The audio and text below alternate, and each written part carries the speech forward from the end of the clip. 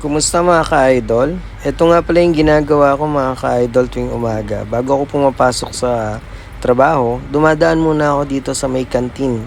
Ito nga pala mga ka-idol, dito sa labas ng site namin, maraming kantin. Pili na lang kayo kung saan nyo gusto. Dito nga pala tayo bibili mga ka-idol sa kantin ni Kuya Joben mga ka-idol. Ayan, yang nasa unahan mga ka-idol. Ayan, pupunta tayo sa kantin niya para tumingin tayo ng pang-almusal at ganoon na rin sa pang-lunch mga ka-idol para hindi na tayo lalabas sa tanghali.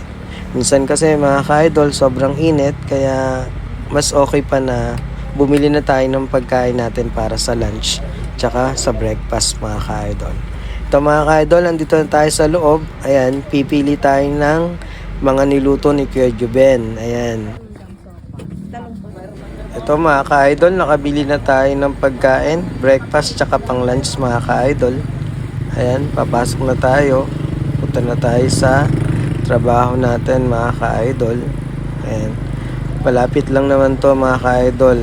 Yung mga kantin nandito lang sa may labas.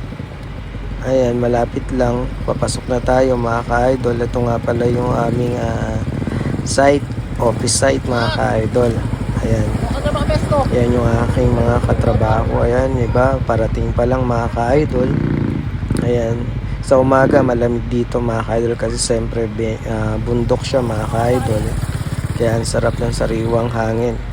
Ayan mga ka-idol, malapit na ako sa entrance dito sa may gate mga ka-idol. Yun lang mga ka-idol at maraming salamat sa patuloy na pagsuporta sa aking YouTube channel, Resty Lucky TV mga ka-idol. At sa aking mga page mga ka-idol follow naman mga ka-idol. Yun lang mga ka-idol at maraming salamat. God bless.